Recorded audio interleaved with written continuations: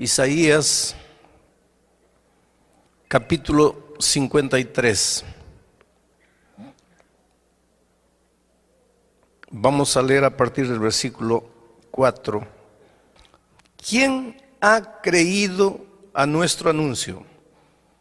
¿Y sobre quién se ha manifestado el brazo de Jehová? Quiere decir, Isaías, en estos versículos que vamos a leer ahora, Isaías va a hablar del amor de Cristo. Pero antes de hablar ya empieza creando una interrogación. Dice, nadie me va a creer lo que voy a escribir aquí. Nadie, yo sé que nadie me va a creer. Mira, ya empieza escribiendo, sabiendo que nadie le va a creer, que nadie va a entender lo que le va a escribir. Y a partir del versículo 4 dice, ciertamente llevó Él, y está hablando de Jesús, nuestras enfermedades, sufrió nuestros dolores, y nosotros le tuvimos por azotado, por herido de Dios y abatido. Pero Él, herido fue por nuestras rebeliones, molido por nuestros pecados. El castigo de nuestra paz fue sobre Él, y por su llaga fuimos nosotros curados. Todos nosotros nos descarriamos como ovejas, cada cual se apartó por su camino, pero Jehová cargó en Él, en Jesús, el pecado de todos nosotros. Angustiado Él y afligido, no abrió su boca. Como cordero fue llevado al matadero, y como oveja delante de sus trasquiladores enmudeció y no abrió su boca. Yo estaba estudiando un día este texto con un judío, y cuando le di mi interpretación del texto, diciendo que aquí este texto estaba hablando de Jesús, del Mesías, porque ellos esperan un Mesías, el pueblo judío espera al Mesías todavía, porque para ellos el Mesías vendrá victorioso, glorioso, libertador. Ellos no pueden entender que el Mesías haya venido humilde, siervo, para morir, porque ellos esperan un Mesías político. Ellos no aceptan un Mesías espiritual. Y cuando yo le di la interpretación de este texto, él me dijo, pastor, esa interpretación que usted hace de este texto es una interpretación inmoral. Y yo le pregunté, pero ¿por qué inmoral? La palabra inmoral es muy fuerte. Me dice, porque que un malo muera por lo que hizo, eso es justo, eso es moral.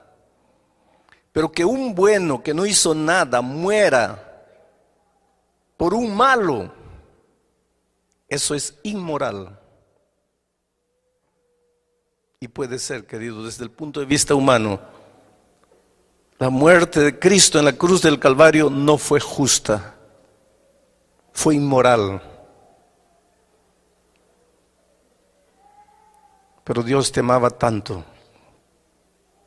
que el Señor Jesucristo padeció la más o la peor de las injusticias que alguien pudiese haber sufrido.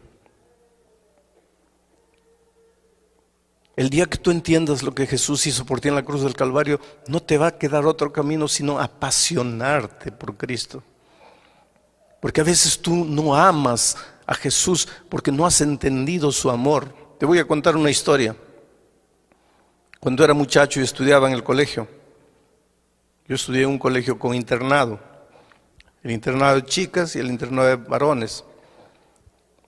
Y un compañero mío, estábamos ya en el segundo, tercer año de teología, un compañero mío muy tímido. Esta es una historia linda del amor de la chica más linda del colegio, con el muchacho más feo del colegio. ¿Ya viste una chica linda? Multiplica por 10, esa chica era así, linda. ¿Ya viste un muchacho feo? Multiplica por 10, ese muchacho era así de feo.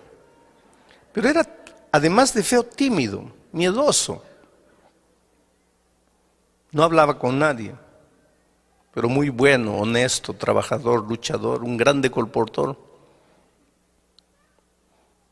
En los veranos iba, trabajaba en las minas, vendía libros, ganaba dinero, volvía para estudiar. Era el alumno que en el inicio del año tenía todo el año pago porque luchaba, trabajaba duro. Nadie se fijaba en él. Todos teníamos enamoradas, novias, menos él.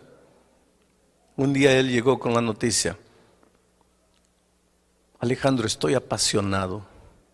Le digo, hombre, qué maravilla. ¿Y quién es la chica? Fulana. Fulana era la chica más linda del colegio. Los más lindos, guapos, conquistadores, habladores habían fracasado en conquistarla. Porque ella decía, yo vine aquí para estudiar, no para noviar. Y no le hacía caso a nadie. Y ahora mi amigo dice, fulana.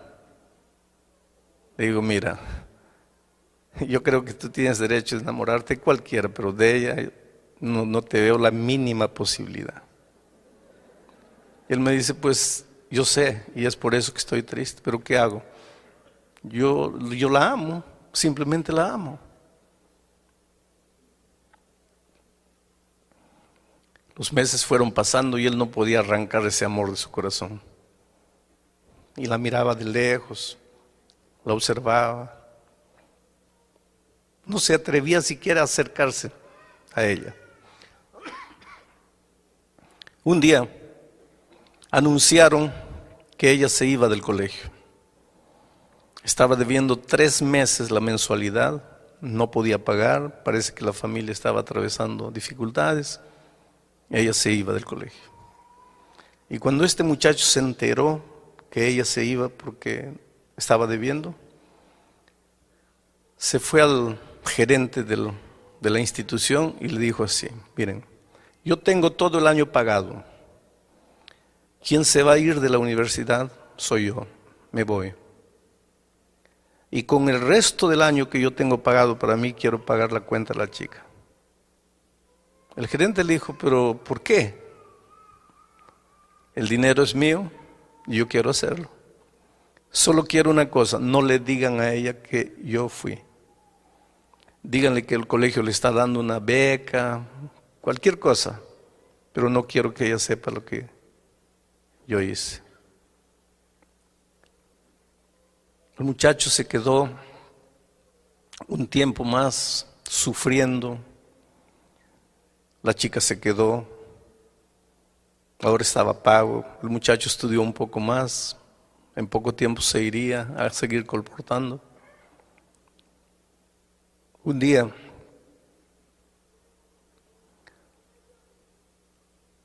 yo lo vi tan deprimido y le dije, mira, ¿por qué no vas y te declaras?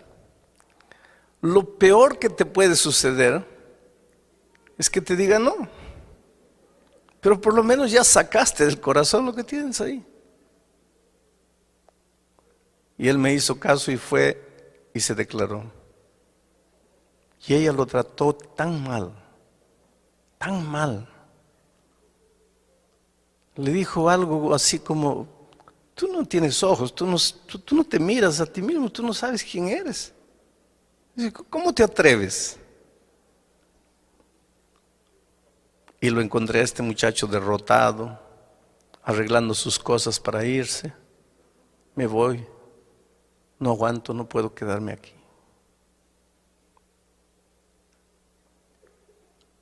Un día me encontré con la chica. Le dije, mira, tú tienes el derecho de decir sí o no a cualquiera, pero creo que no tienes el derecho de tratar mal a las personas. Tú humillaste a ese muchacho y él te ama. Te ama tanto que tú no tienes idea de lo que él hizo por ti. ¿Sabes por qué no te fuiste el año pasado del colegio? ¿Sabes por qué él salió del colegio? No, porque yo recibí una beca. No fue una beca. Fue él que pagó tus cuentas. Ella fue al gerente, agarró al gerente. Le dijo, dime la verdad. El gerente le dijo, es verdad. Ella se sintió humillada, desapareció por unos días. Yo me arrepentí de haber dicho lo que dije. El tiempo pasó, 1 mes, 2 meses, yo trataba de evitar esa conversación con mi amigo, con todos. Un día él me busca y me dice, tengo una noticia que no vas a creer. ¿Qué noticia? Estoy enamorando.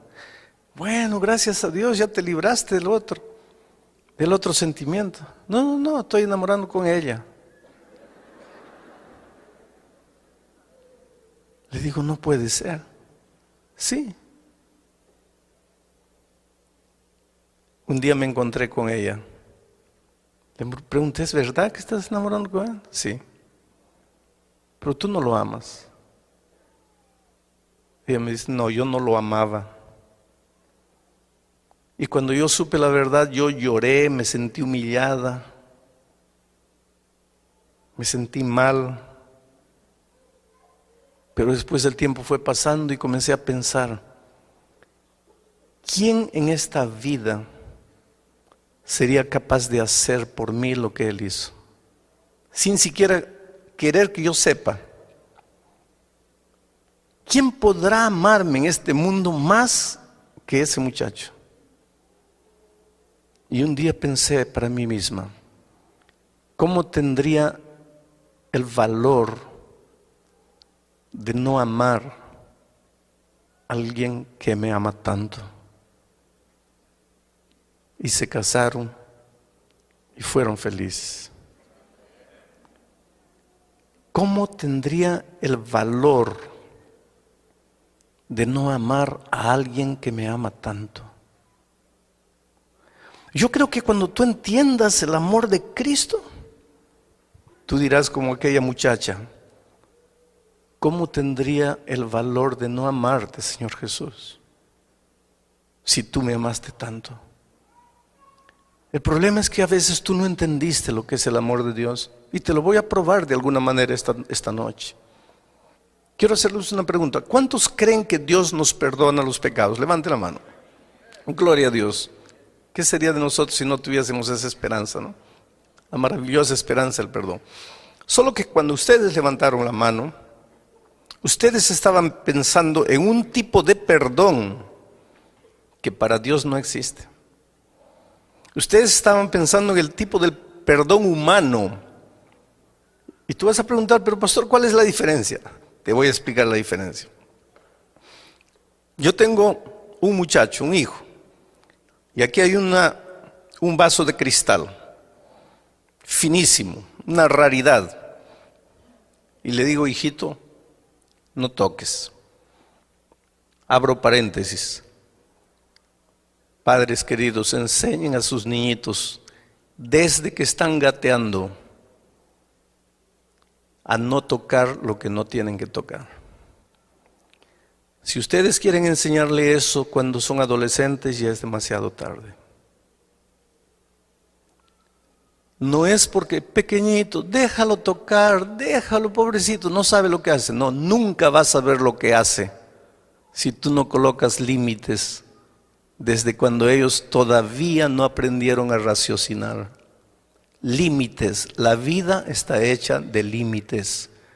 No te dejes llevar por la corriente frívola, vacía, hueca de este siglo que no conoce límites. Cierro paréntesis. Le digo a mi hijo, no toques esto.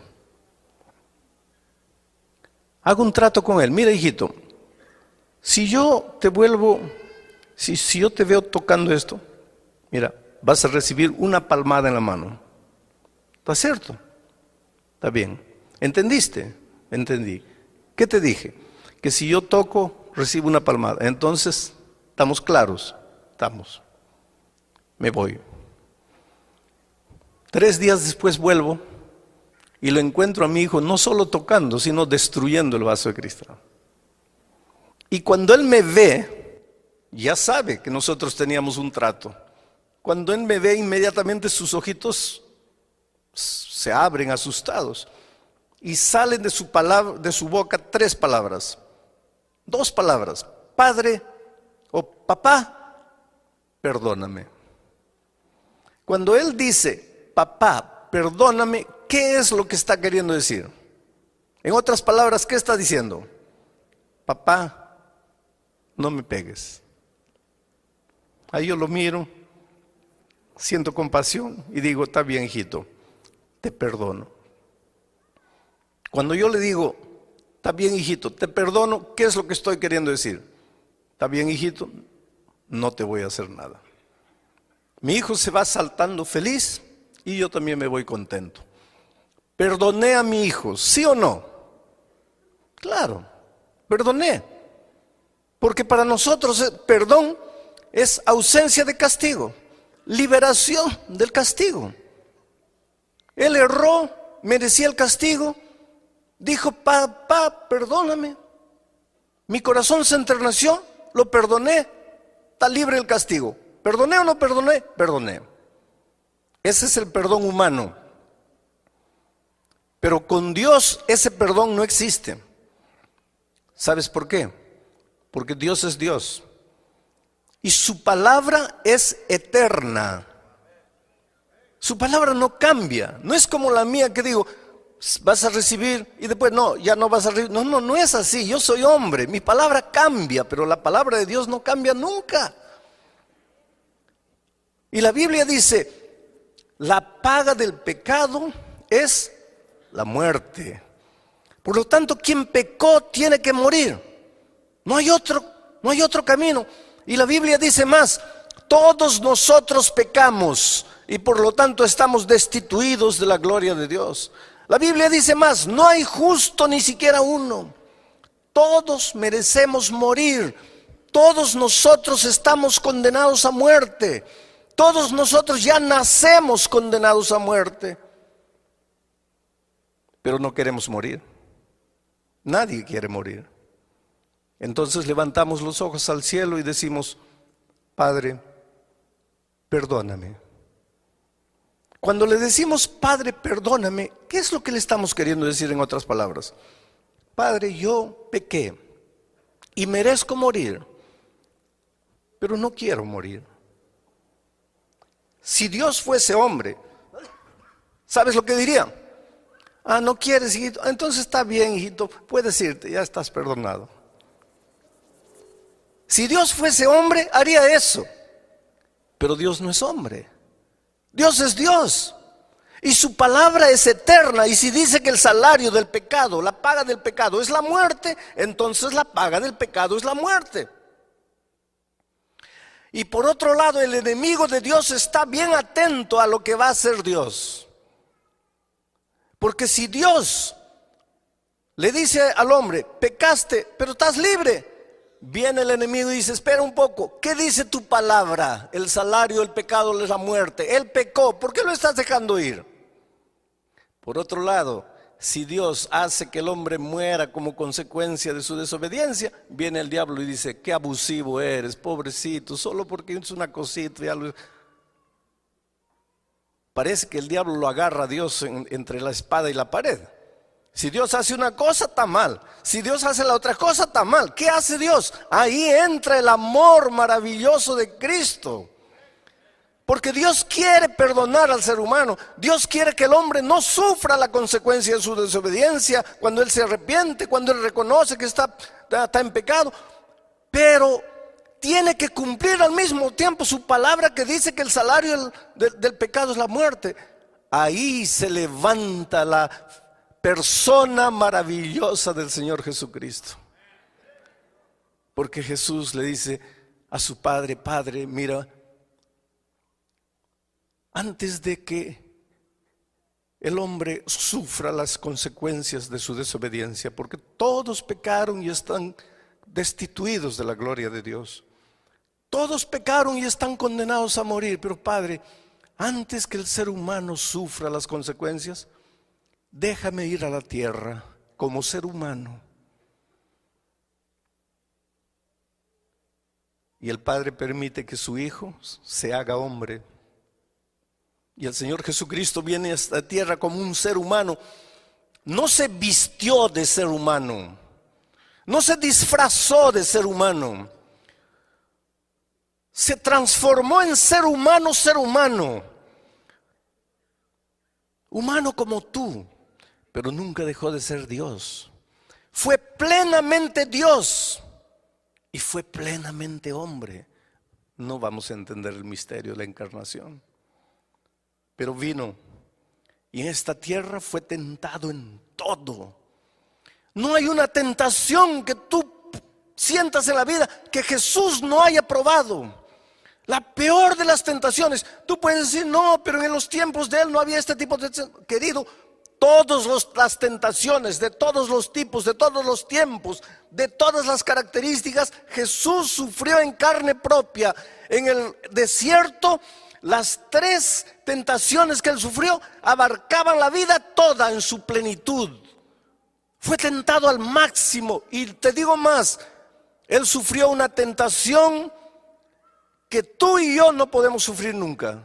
¿Sabes cuál es? Jesús era Dios, pero cuando vino a esta tierra hizo un trato con su Padre, que en esta tierra no usaría sus poderes divinos sin el consentimiento de su Padre.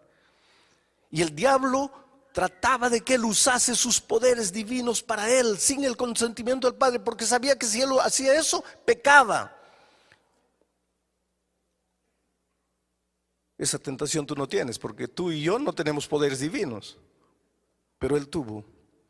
Y la Biblia dice, fue tentado en todo, pero sin pecado. ¿Quién me redarguye de pecado?, pregunta Él. El enemigo, que es especialista en hacer pecar y después echarte los pecados en la cara. Yo lo desafío que apunte un mínimo, una partícula de pecado en la vida de Cristo. No hay. Por lo tanto, querido, Jesús como ser humano vino y obedeció. Y por lo tanto, si obedeció, merecía la vida. El ser humano desobedeció y porque desobedeció, merecía la muerte. Ahora Jesús, que obedeció y mereció la vida, Él ya tenía la vida por ser Dios, pero como ser humano la conquistó una vez más por su obediencia fiel a la voluntad de Dios. Ahora Jesús se presenta delante de su Padre y le dice: Padre, en el principio eterno de la palabra dice que el hombre que peca tiene que morir, pero el hombre que no peca merece vivir. Yo fui a la tierra como ser humano. Fui tentado en todo, sin pecado. Yo merezco la vida como ser humano, aunque tengo la vida por ser Dios. Y el hombre merece la muerte. Entonces, Padre, en la palabra, en el principio eterno de tu palabra, no hay nada que diga que no puede haber un intercambio. Entonces la vida que yo conquisté porque obedecí, se la quiero entregar al ser humano. Y la muerte que el hombre merece porque desobedeció, la voy a tomar yo para mí. Y fue eso lo que sucedió en la cruz del Calvario. Un intercambio de amor. Pero qué fácil es decir: Jesús murió en la cruz del Calvario por mí. Oh, querido, yo quiero que entiendas una cosa. Jesús no era un loco suicida que tenía ganas de morir, no. Jesús era un ser humano, tan humano como tú y como yo. Él tenía instinto de conservación, Él no quería morir. Él era un ser humano completo, así como nosotros. Él tanto no quería morir que la noche del Getsemaní lloró y sudó sangre. Y la ciencia prueba que en momentos de extremo sufrimiento el hombre es capaz de sudar sangre. Y si nunca te ha sucedido, perdóname, pero por más que hayas sufrido, no has llegado al momento del extremo sufrimiento. Él tenía tanto miedo de morir que aquella noche le dijo a su padre: Padre, pasa de mí este cálice. ¿Sabes lo que le estaba diciendo? Oh Padre, yo sé que mañana tengo que morir. Yo acepté eso. Tengo que morir, porque si yo no muero, va a morir la raza humana. Y yo amo al ser humano. Y no quiero que mueran. Y aunque yo tengo miedo de morir, yo acepto la muerte. Pero si tú pudieses hacer otra cosa para salvar al hombre sin que yo muera, oh Padre, yo me sentiría feliz, pero que sea hecha tu voluntad y no la mía. Y yo imagino que ángeles vinieron del cielo y le dijeron: Señor, si quieres, el Padre nos mandó, vamos de vuelta. Y yo te digo una cosa: hubo un momento, y tal vez tú nunca pensaste en eso, hubo un momento en que en las manos de Jesús estaba tu vida o tu muerte. Mi vida o mi muerte eterna en un momento estaba en las manos de Jesús aquella noche. Y yo no sé por qué me amó tanto, pero me amó y me ama. Y aunque tenía miedo de morir, aceptó morir. Para que entiendas mejor este asunto del intercambio, quiero que pienses en lo que pasó con la muerte de Cristo. Había un delincuente famoso llamado Barrabás, el peor de los delincuentes de aquel tiempo. La policía lo buscaba, la sociedad tenía miedo de él, y unos días antes de la muerte de Cristo lo aprendieron, lo juzgaron y lo condenaron a la muerte de cruz. La muerte de cruz era la peor de las muertes. ¿Saben por qué? Porque era una muerte sanguinaria, era una muerte fría, calculada, premeditada. La muerte de cruz era preparada para hacer sufrir, porque clavaban al hombre en una cruz, lo clavaban en las manos y en los pies. Esa no era una muerte para matar instantáneamente, porque si le clavasen en el corazón o en la mente, todavía. Pero no, lo clavaban en las manos y en los pies. ¿Quién muere porque le clavan las manos y los pies? Nadie. Y después levantaban la cruz y el hombre se quedaba colgado ahí, sangrando. La ley decía que nada podía dársele de comer, nada podía alcanzársele a no ser un poco de vinagre en una estopa y pasarle por los labios. Ahí estaba el hombre, colgado en la cruz. De día el sol caliente de aquellas tierras lo quemaba.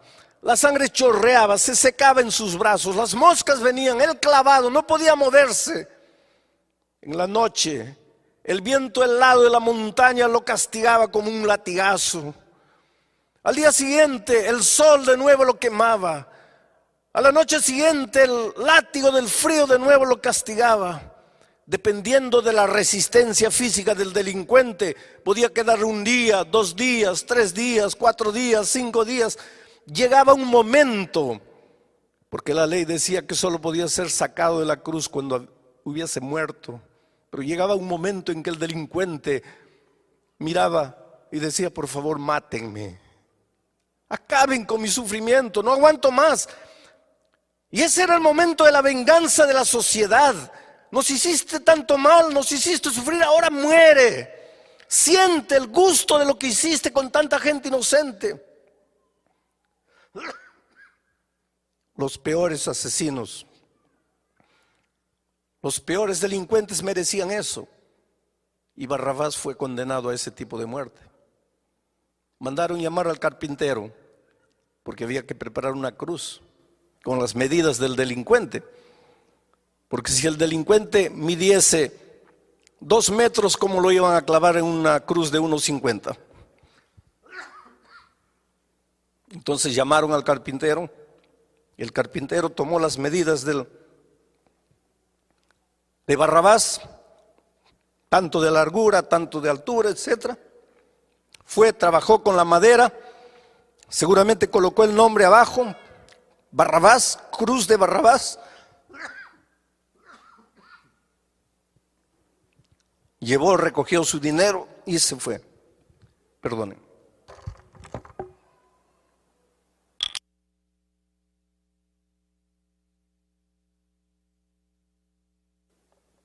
Ahí estaba la cruz de Barrabás, con el nombre de Barrabás, con las medidas de Barrabás. Y ahí estaba Barrabás para ser crucificado en esa cruz. Merecía la cruz. Pero 2 días antes, los judíos prendieron a Jesús y lo juzgaron. Un juicio mentiroso, un juicio injusto. ¿Casualidad? No. Por tras de todo eso estaba el amor maravilloso de Cristo por nosotros. Fue condenado a la peor de las muertes, a la muerte de cruz. Pilato no quería que Jesús muriese. Trató de defenderlo. Ustedes conocen la historia. Él pensó, ya sé cómo lo voy a defender. Mañana es fiesta y en las fiestas como estas soltamos un preso. Voy a colocar a Jesús, pero voy a pedir al pueblo que escoja con otro preso. Voy a escoger al peor de los presos, a Barrabás. Y con toda seguridad la gente va a querer que libere a Jesús y que matemos a Barrabás. Y yo me lavé las manos y Jesús está libre. Y al día siguiente, ustedes conocen la historia, ahí fue Pilato y dijo, en ocasiones como esta libramos un preso. Aquí está Barrabás y aquí está Jesús. Barrabás que mató a tanta gente, Jesús que no hizo nada. ¿A quién quieren ustedes que suelte? Y Pilato casi enloqueció cuando escuchó del pueblo decir, suelta a Barrabás, crucifica a Cristo. Pilato no podía entender. Entró desesperado para el palacio. Vinieron los guardias. Le sacaron las esposas a Barrabás. Yo creo que la persona que mejor entendió lo que quiere decir Jesús murió por mí fue Barrabás. Porque cuando se vio libre, yo imagino que Barrabás se comenzó a golpear la cara. Pensó, ¿qué pasa? Estoy despierto, estoy soñando, ya morí. ¿Qué pasa conmigo? Yo, Barrabás, estoy libre. Y este Jesús que no le hizo mal a nadie va a morir en mi lugar. Barrabás entendió lo que quiere decir Jesús murió en mi lugar. Oh queridos, ya no había tiempo para llamar al carpintero para construir una cruz para Jesús. Además ahí había una cruz vacante. Aquel viernes, cuando Jesús fue subiendo la cruz del Calvario, la montaña del Calvario, y cayó una vez y otra vez y otra vez y otra vez. ¿Sabe por qué cayó? Porque él no estaba cargando su cruz. ¿Y sabe por qué? Porque a Jesús nadie, nunca le preparó una cruz. ¿Y sabe por qué? Porque Jesús jamás mereció una cruz. Aquella tarde Jesús estaba cargando la cruz de otro. La cruz de otro, con el nombre de otro, con las medidas de otro. Era otro el que tenía que morir ahí, no era él.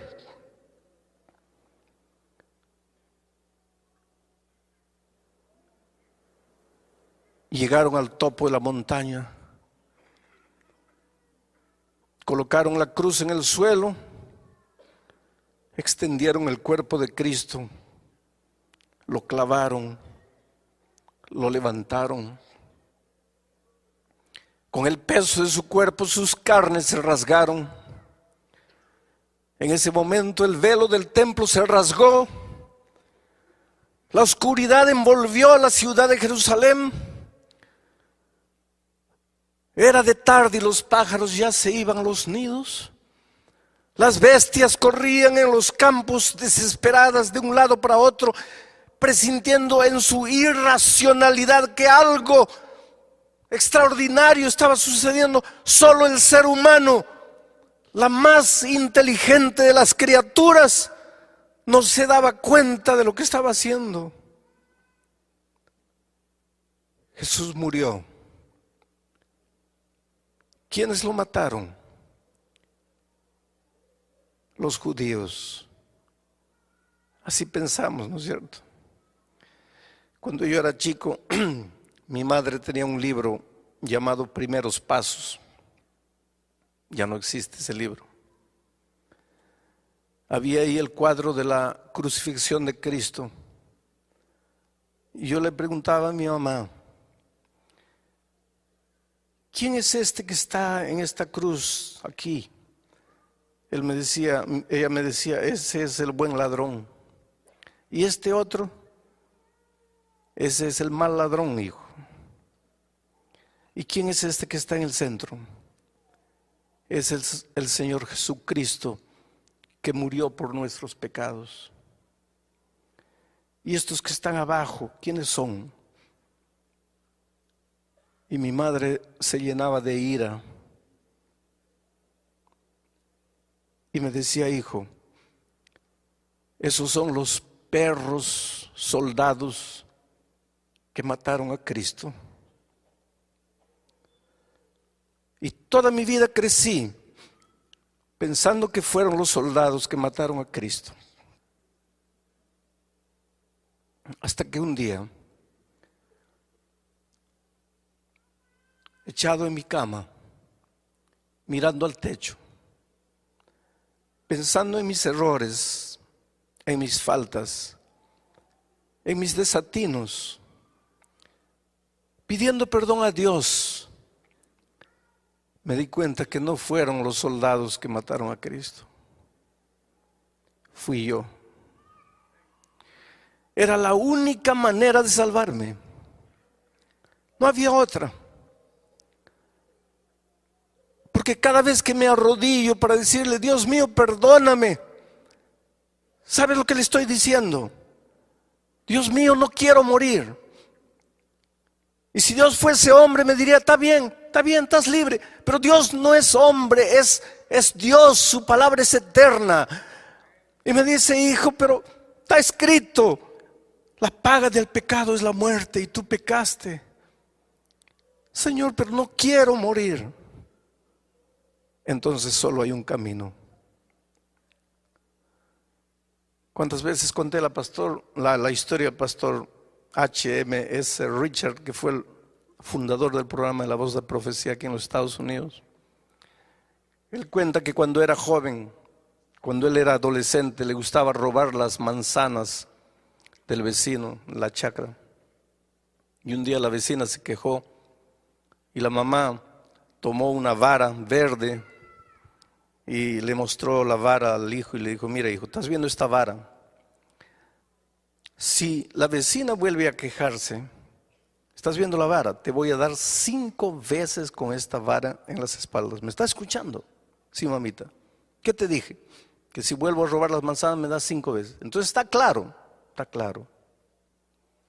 Pasó un día, 2 días, una semana, 2 semanas. Las manzanas estaban más lindas que nunca, más rojas, bonitas. La tentación es así. Y él no resistió y saltó, agarró 5 manzanas y cuando ya estaba cayendo de vuelta al patio, ahí estaba la mamá con la vara en la mano. Las manzanas rodaron y él se quedó asustado mirando a la madre y le dijo, mamita, perdóname. ¿Qué estaba queriendo decir? No me des. La mamá le dijo, no hijo, nosotros teníamos un trato. Si tú entrabas una vez más, yo te daba 5 veces. Entraste, tengo que darte. Pero mamita, por favor, perdóname. No hay perdón. Mamita, yo soy tu hijo, tú no me amas. se arrodilló pidiendo perdón a la mamá. ¿Y qué madre puede quedarse insensible cuando ve a su hijo arrodillado, llorando, pidiendo perdón? Y la madre le preguntó: hijo, ¿no quieres recibir los 5 varazos en las espaldas? No, mamita. Entonces levántate. Y él se levantó. Y la mamá le extendió la vara y le dijo: hijo, toma la vara. Y él agarró la vara y le dijo: mira, teníamos un trato. Si tú infringías más, yo te daría 5 veces con esa vara. Y tú infringiste. Mereces el castigo. Pero no quieres recibir el castigo. Y yo te amo tanto que vamos a hacer una cosa. En lugar de que yo te castigue a ti porque infringiste, tú me vas a dar 5 veces con esa vara en mis espaldas. El castigo se va a cumplir porque hubo infracción. Pero yo te amo tanto que yo voy a pagar el castigo en tu lugar. Y el pastor Richard cuenta la historia y dice: yo no tuve el valor de castigar a mi madre por mi pecado. Pero nosotros, querido, sí tuvimos el valor de crucificar a Jesús en la cruz por nuestro pecado.